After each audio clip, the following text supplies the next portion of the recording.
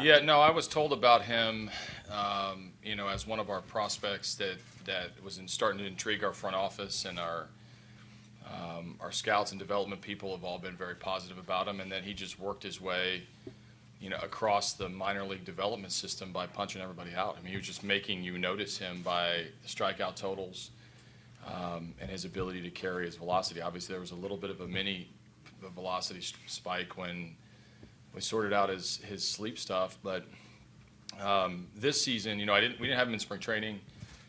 He never came over and backed up or anything, but there was always this intrigue of what he was doing in the minors. So he became an option when he went from AA to AAA. We started to talk about him as a potential fill-in, but our rotation was really tough to crack.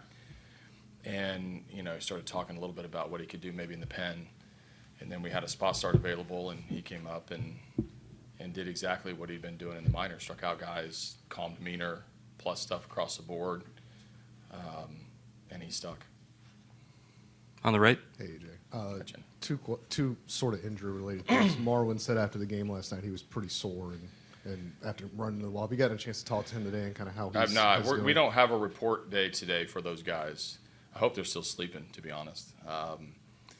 We got in last night about 5 a.m., so I have not checked in with him. I've talked to our trainer, who I believe has checked in with our guys, so I think he's going to be fine for tomorrow. And then, obviously, we saw Altuve bang his knee in Game 2 of the DS. How is the knee kind of holding up since then? He's doing his best. It's not a comfortable look for him. I know it's, I know he's what we call grinding and battling and doing everything that he can. I'm considering DHing him tomorrow and giving him, we're going to play 3 days in a row here. So I talked to him about that yesterday, and just for him to continue to give us what he's got. And he's fine. Obviously, didn't hurt his swing in the ninth inning last night. He's able to be a productive player, but he's battling a little bit. I guess have a follow-up. If you do DH, Marwin. Okay. Marwin would play second. So it's kind of sort of correlating to your last question. Richard on the left. Your offensive numbers at home in the regular season have been down the last 2 years, but they're extraordinary in the postseason. How do you explain it? Is it focus, and what is the problem in the regular season, if it's a problem? It's not a problem. We won 103 games, a lot of them at home. So I know. Again, we've talked about this at this podium a lot, where there's times where we've been great. There's been times I've been questioned about it. There's times that we've been great on the road. There's times I'm questioned about it. Baseball's hard, and sometimes you get in these streaks or these unexplainable situations where I don't know. If we had it figured out, I wouldn't let us struggle one bit. I would just sprinkle that magic dust on these guys every time we come home. But we put up some pretty explosive numbers in this ballpark, any number of games. So I don't look any further into it than that. In the postseason? We're really good. We're good. We're a good team. We play well in the postseason. It's just, I don't know. I mean, we lock in. Obviously, you see George Springer, snap his fingers, and all of a sudden has a crazy October thus far. You watch what Marwin Gonzalez is doing. You watch what what different players do. Alex Bregman. I mean, it's they're good players, and they play well when it matters the most. In the middle. If you could, AJ, can you speak to the difference between managing this bullpen with a small deficit, and does it change relative to being at home on the road? Say that again. Managing this bullpen when you're in a small deficit, and does it change at all when you're at home on the road? I guess if we're down, like yesterday, down one is tied, down two is down one. I mean, you're always close enough to within striking distance in the postseason, so you'll use guys aggressively to try to win the game. This is a little bit interesting, not so much because it's at home, but there's a 3 days in a row. We know we're playing 3 days in a row, so maybe a little bit of a interesting dilemma for me or Alex when it comes to how we handle the bullpen in the first game, depending on who's ahead and who's behind. Knowing that 3 day in a row can be pretty taxing on guys, but you manage to win the game. So whether that means bringing in your quote-unquote closer or utilizing Lance and Presley, guys that I've used in leverage, this a 7-game series or at least 3 games in a row during the 7-game series is going to tax the depth of your bullpen and your team if your starters don't carry you deep into the game. So I'm just going to manage to win it. Ken on the left. AJ, I don't know if you saw Alex Bregman's Instagram post today with the footage of back-to-back-to-back homers off Eovaldi. when he pitched here for the Rays. I didn't see that part, I don't think. But Just wondering, do you have? I mean, you know what baseball is trying to do, trying to get the young kids into it, have a little more fun. Is there a line for you between friendly trolling and something that would incite your opponent? that's the first question I've ever had in my career that has the word trolling in it. I'm honored. Is that it? Yeah, no, it's good. Welcome to the current generation. I obviously there's fun banter. You go back and you hear the New York, and the Boston, and the New York series. You get the different tweets and the different Instagram posts, and it's all in good fun. And we have a sport full of great personalities. And there's a fine line. Yeah, is it disrespectful? No. If it crosses a line, if you have to question whether it crosses the line, it probably does. And so I don't look any further into that. We want guys to have their personalities, have their fun. Then you got to go out and back it up. If you are going to put yourself out there, you got to back it up a little bit. But this is all in fun banter and competition, and we're playing a baseball game against a really good team in front of millions and millions of people. Let your personality shine a little bit. Tyler on the right. Troll away. AJ, no trolling in this question, Okay. but we see velocity climbing so much and strikeouts, but Keuchel's kind of stayed with his strengths. How has he been able to still succeed doing it a way that not a lot of guys do anymore? And how did his season evolve after what was sort of a tough start, the first 12 starts? Yeah, you have to be your best self, whatever that is. I mean, you can have a philosophy. I want to throw as hard as I can, and you're only going to throw as hard as your body can. So it's for someone to be mature enough to know himself and use his weapons to the best of his ability, I applaud. In a sport where we're shifting towards maybe a little bit more bravado, a little bit more high-end velocity and spin rates, and we start to measure measure pitchers, engage pitches a lot differently, where there seems to be like a class being formed. If you're not in the 2,300 and above club, like, you stink. And that's just not the case. You can get outs in a lot of different ways in this sport. Dallas's strengths are really good against virtually all hitters. And he has the ability to move off of that. And what I've seen with Dallas over the last year has been adjustments. And you never talk about adjustments that great pitchers have to make in order to keep being great. We talk a little bit about Verlander and his pitch usage and Cole and getting away from the two-seamer, but Dallas has had to handle success when the league has tried to adjust to him. He's adjusted back, and he's gone back to his strengths in the back half of this season, where his two-seam fastball, his changeup, his occasional cutter is good against anyone. He needed to figure out when to use it against certain hitters and not get away from that to try to appease anyone, just to try to make sure he keeps getting outs. When you were catching, not all that long ago, when you were catching, were there noticeably a lot more guys like him than there are now?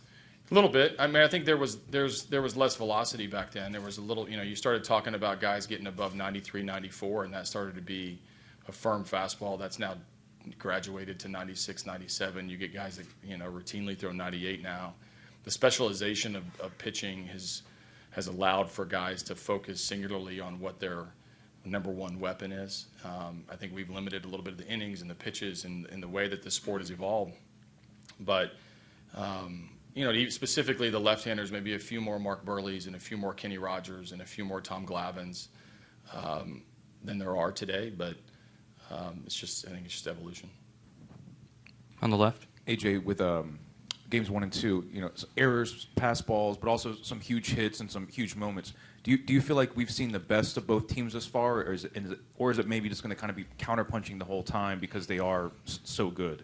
Well, bits and pieces, I think we've seen the best of part of it, but I don't think we've played our best, or it's just been the cleanest brand of baseball that both teams have played. But some of that's by the pressure that's applied by the other team. Some of it is just the nature of the sport. I mean, a mistake happens. What I've noticed is when a mistake happens, the other team's capitalized on it and gone on to win the game. And so I think that the counterpunch is going to happen. This is if anyone thought Boston was just going to lay down after a Game 1 loss, you're crazy. If anybody thinks that we're just going to take a haymaker to the chin and lose Game 2 and the series is now redefined, you're crazy too. So this is going to be a really good series. It may happen to swing a little bit on a mistake or two, but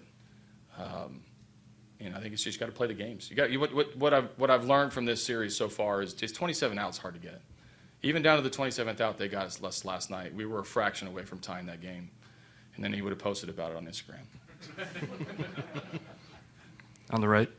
AJ, to piggyback off of your discussion about Dallas Keuchel, how much of his success this year is because he's been throwing more high fastballs? A little bit to the right hitters. I mean, it's about throwing the right pitch to the right hitters. It's not, you don't want to put it in one single bucket. It's about throwing the right pitch at the right time to the right hitter. And if he needs to do that, he's been able to do that. And if he doesn't, he doesn't. So I think he's a true pitcher by definition. And he's going to attack the hitter weakness, but he's going to attack it his strengths first. And he's very convicted in that. But, yeah, when he needs to go up to low ball hitters, then he's going to go get where the outs are. Eddie, on the left. AJ, you talked a little bit about how guys on this team have the ability to flip that switch when it comes to October. And you briefly touched on Springer. He seems especially adept at doing that. What is it about him and his personality that lends to him doing that? Yeah, no, he's an explosive player, which helps. And he takes it very personal that he's a tone setter in our lineup. He's the first hitter that we send up every day. He's got skills like crazy in the sport. He oozes confidence. There is a calmness to him, despite him being an energy provider and having him be a spark plug for us. So I don't know what it is. I mean, part of it, he's getting a little healthier day by day. He got the last week of the season mostly off because we had clinched. So maybe he freshened up a little bit. But the world slows down a little bit when for him, when everything around him speeds up. And that, whether that's innate, whether that's just a calm presence, whether that's coming off successful seasons, he's got bat speed to match anybody's fastball. He controls the strike zone. He really wants to be a good hitter and an on-base machine at the top of the order. Maybe that shifts a little bit during the season. He's not trying to put up numbers. He's trying to put up runs. And, any combination of that will lead to a very productive player in the postseason. Middle right. Obviously, everyone sees what Altuve does on the field, but can you talk a little bit about what he means as a mentor and kind of as like a veteran presence and just an example to the rest of your guys? Yeah, I'm really proud of what Jose does as a veteran mentor, which is funny to say because it feels like he's so young, but he's been around forever, been in a ton of all-star games, and he's got hardware. But there's a presence, and I don't know how to define it or describe it other than to say that the team feels it. They know when he's in the middle of the order. If you look at our record, when he's in the lineup, regardless of whether he's playing at an MVP caliber or whether he's slightly below that, there's a presence there's a calmness. He's a guy. He's a very stable part of our offense. So behind the scenes, I've watched him grow from a very quiet guy sitting at his locker to now someone in a hitter's meeting that we'll call upon to give a little words of wisdom or a little bit of motivation or a joke or anything. His personality is really big, despite the reserved nature that he tends to be. He's one of the best guys in the league. I love being around him, and not just because of his production, but the way he goes about it is pretty inspiring. Allison, on the Just left. to follow up on Altuve, with all that being said, has it been difficult or challenging or strange to have to sort of navigate around an injury? We're not used to seeing that. No, I feel bad for him because he cares so much and he wants to be there. I'll give you a good example. Last night after the game, I go to him, I start talking to him about how he's feeling, and my thought that I might want to just take him off half the game of the defensive side, and his first reaction is, hey, whatever you think is best for our guys. Some guys have too much pride. Some guys would never admit to, and he won't want to talk about it. He's going to be so mad that I even brought that up until tomorrow. But he gets it, and he understands. He's selfless. He is every bit about what's best for the bigger group. On the right. The Red Sox are pitching cautiously to Alex Bregman, who has 6 walks in the series. Does he adjust to that, or is the challenge for him not to adjust to what they're doing? The challenge is more not to adjust. I mean, he's had a couple pitches to hit that he's fouled off, and you can tell they're going to pitch him carefully, and I don't blame them. I mean, their game plan is smart. He's a guy that can do a ton of damage, and what we have to have confidence in is the guys behind him are going to be able to be productive. Yuli, very good with runners in scoring position. Marwin, very good. Specifically this postseason, driving in runs, whoever's going to hit 6 and 7. I mean, you have to pick your poison a little bit in our order, similar to how we have to do with them. Alex swinging at bad pitches would feed right into their game plan. That's why they're doing it. They're going to make him stay patient. If he leads all of postseason teams in walks, I want him to pitch to him a little bit more, but if that's the case, then somebody steps up behind him and we got a free pass. Just a few more on the left. You mentioned trolling, and there's video on the internet. No, Ken mentioned trolling. I responded to it. There's video on the internet going all over the place today of Barnes, a pitcher for the Red Sox, looking like he's touching his arm, and people are saying, oh, he's got something on his arm, but you had Maldonado's mitt checked too. Is that just the scrutiny this series is under? Is this baseball at this stage right now? Well, there's a lot of attention on everything. There's an answer for everything. There's a lot of experts. There's a lot of curiosities. I think there are so many good storylines in this series that I hope that something like that doesn't even really get more than one click. There's so much difference between doctor and a ball versus kind of what goes on nowadays, and we're living by the rules in which we live by, and honestly, it's not even something that's crossed my mind. Going back to the subject of personalities, it seems like Yuli Gurriel brings a lot to the team with his experience with the big tournaments. Can you talk about it? Yeah, Yuli is, Yuli's early in his major league career, but not in his baseball career. Everybody loves Yuli. I think the race to get his helmet off so we can check out his hair. I think he's got a cool nickname. He's a productive player. There is a calmness around him as well. He fits right in this team who doesn't panic when the moment's the biggest. And so these guys truly love each other. And I know every team that wins say that. I mean, it's hard to have bad chemistry and win, or a bad culture.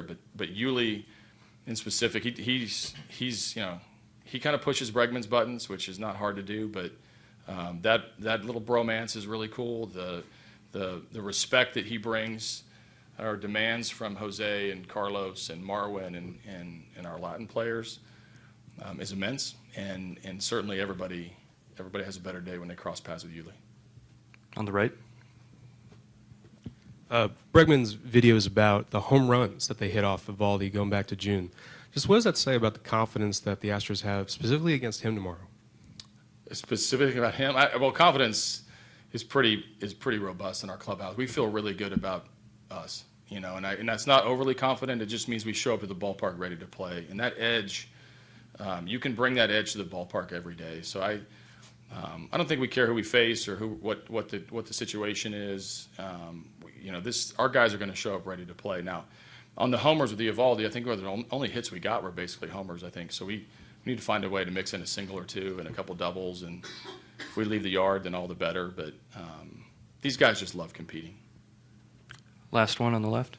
AJ, I know you guys hit much better against lefties this season now that you're facing the two right-handed starters plus all the righty relievers.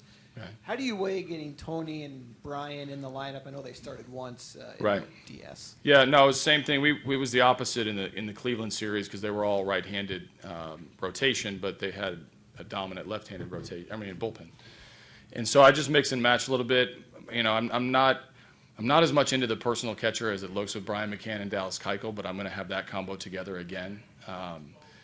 And he'll catch tomorrow, and Tony's going to play either left field or DH. So getting guys in, and we are very matchup friendly. It's something that we're trying to. If the matchup we like, then I'm going to play him. And when Tony's on the bench, the biggest dilemma I have is when to insert him as a pinch hitter. He's pretty good. He missed a homer yesterday by a couple feet. He always has a really good at bat. I love when he leads off innings when he's not playing because there's a great spark at the top of the order or for the top of the order.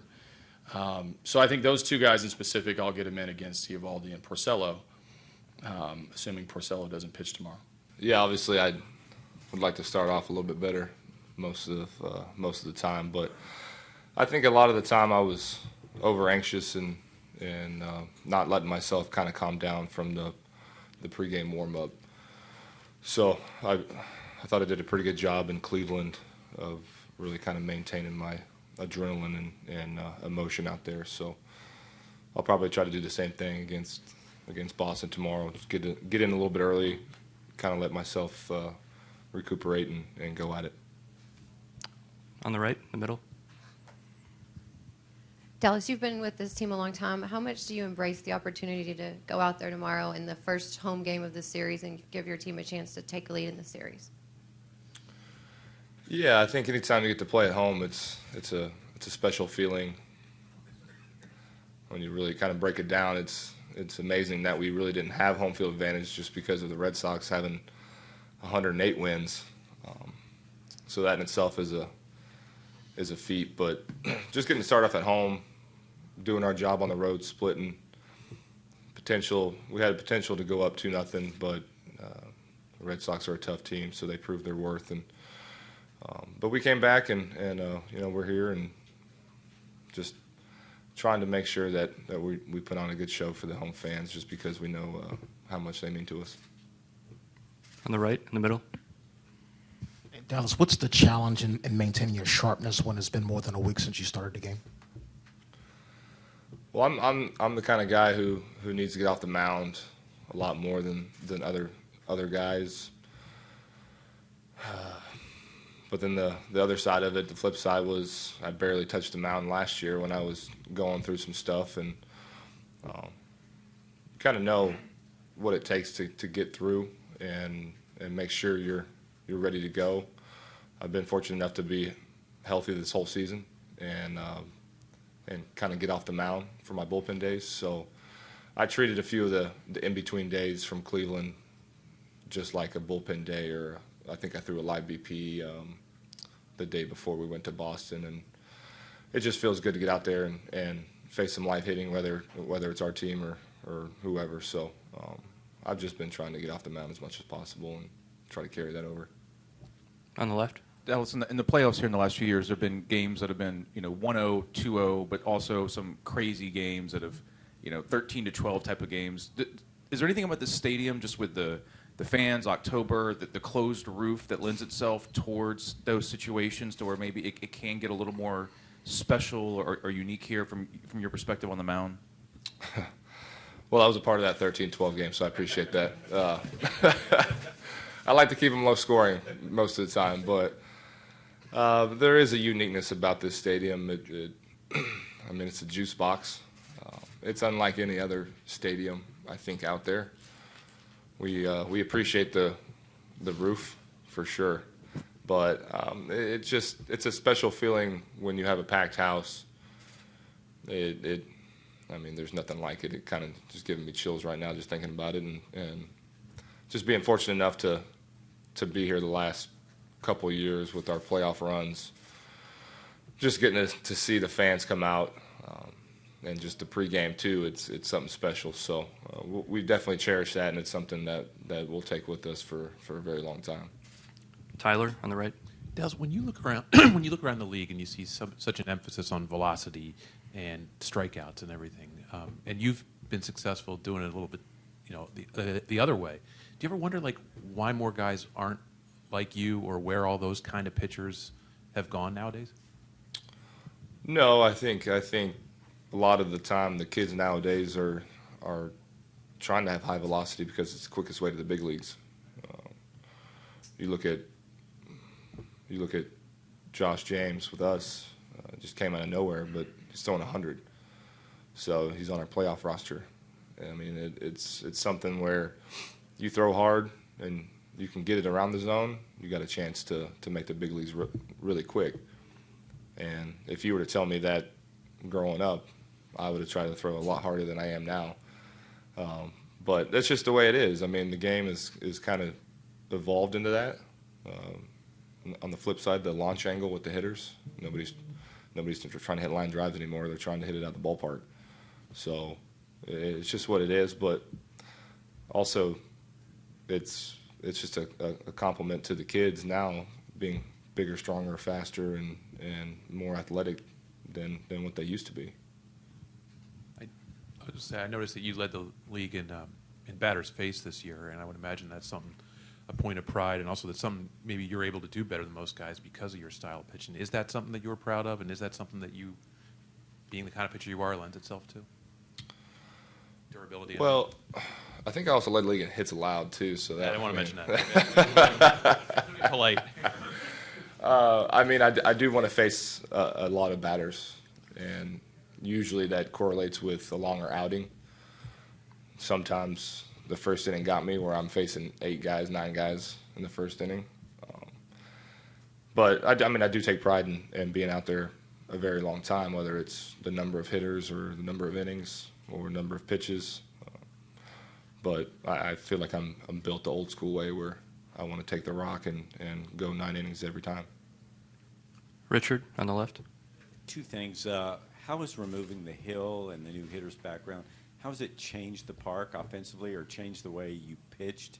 And secondly, what are your emotions as you're going through, maybe the last round up here? Well, it's still a shot out there, so that's nice. Keep the ball in the ballpark. But I haven't really thought too much of the hill. I mean, it was so unique, especially with the flagpole out there. Your offensive numbers, the home offensive numbers are down at home the last 2 years. Like A-Rod mentioned that. I honestly didn't even think about that until you just mentioned it, but I have no idea. Our park plays really weird in the gaps in center field, and then it flies out in the Crawford boxes and then in right field too. So you try to tunnel it in the middle. For me, I mean, it's just one of those things where you can't think about that while you're playing. While I'm watching a game, I might think about it, but I mean, the other part is when you get older, it's more of a time to cherish stuff, and when you're younger, I think time goes by faster when you're younger, just because you don't really know the routine as well as you do when you're older, and you kind of get settled in.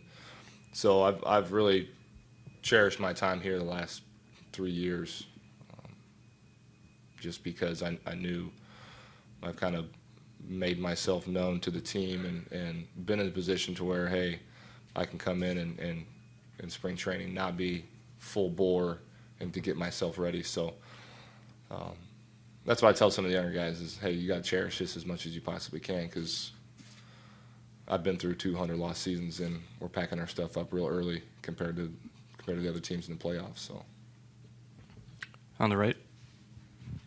Dallas, how much do you credit your success this season to throwing more high fastballs? Well, I think I threw too many early in the season. I didn't really establish myself as much as I would have liked to what I usually do. And so you can kind of say there was some success throwing differently than I usually did, but also I wasn't able to really reach back and get that one pitch that I was really confident in. It was really weird because the first 10, 12 starts, my cutter was really good, and I wasn't getting through the baseball. I was cutting myself off, but nobody really knew that just because they were so enamored with how the pitch was moving and the different pitches I was throwing. And then I really focused on getting back to who I am, and that's the two seam and the changeup, and I think I hit my stride midway through. So I appreciate being able to be multidimensional, but if I were to pick one, I'd definitely throw the low fastball. So I'm back to it. I'll probably sprinkle in a few tomorrow, just to try to get him off the low and away, low and in pitches. On the left. Dallas, you guys have 4 starters, and then you have McCullers just 5. You have, in some ways you got 6 or 7 starters on this team who can go 7 innings. Verlander, Cole, you can go 9. But you look at Milwaukee, and a lot of teams are doing bullpenning now, and it's working on some level. But I'm just wondering from your perspective, as somebody who's always pretty much been a locked-in starting pitcher, how do you feel about where baseball is going? With some of those tactics, which you can win with, but also there's been some criticism about as well. I don't like it at all. I think it's kind of a fad, and I mean, if you're trying to win 1 or 2 games, I can see where you try it out. But through the course of a whole season, you're going to get some guys hurt who aren't used to throwing as much, and that's why starters are built to go 6, 7 innings, 8 innings, and relievers are 1 inning, maybe 2 inning guys. So you can't couple 6 or 7 relievers in one game and expect them to last 162 games. It's just not the way it is. But then again, you're pulling up a kid and paying him the minimum salary, so it's just a evolving door. And I think the 25-man roster, or maybe a 30-man roster throughout the course of 162 games is kind of an ancient artifact now, where teams are more willing to just do whatever it takes, no matter the cost. But I don't like that. Tyler on the right. The guy you're facing tomorrow is Eovaldi, throws 100 miles an hour. What's the fastest you've ever thrown a pitch? That's a good question. I think I'm throwing harder this year than I have thrown in a while, so yeah. I don't know, maybe 93. Is that an indicator for you when you go and check after the games, you know, your peripherals or whatever? What are some of the things that you look for as to whether or not you were successful in it? The only thing I really check is the kind of the plane of which my pitches move, and usually after the first inning or second inning, I'll kind of go in and see where they're grouped at. Where if I got a little bit more horizontal movement than I usually do, I'll try to incorporate that into where I'm setting my sights each pitch, and then going from there. But other than that, I don't really focus on too much, especially velocity. It's not like I'm going to reach back and throw 96 at one pitch. So I'm more focused on command and how my pitches are moving, so I can tunnel the pitches correctly and try to deceive the hitter as much as possible.